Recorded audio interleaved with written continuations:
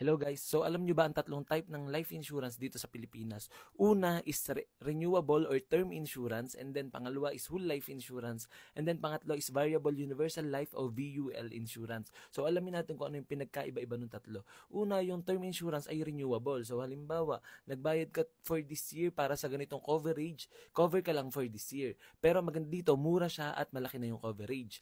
Pangalawa is whole life. Meron tayong 5 years, 10 years, 15 years, 20 years to pay.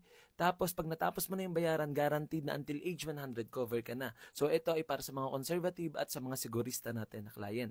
Pangatlo is VUL. Ito mura din siya, sama na siyang investment. Pero tandaan natin na yung investment na kasama dito ay tutulong din kasi to in the long run, upon retirement, upon old age, sa pag-maintain ng plan dahil may mga cost of insurance pa rin yung plan natin. Pero kung halimbawa tuloy-tuloy ka nagsasave and invest kahit paano mas magiging malaking projection na yung perang yon pwede mo magamit just in case of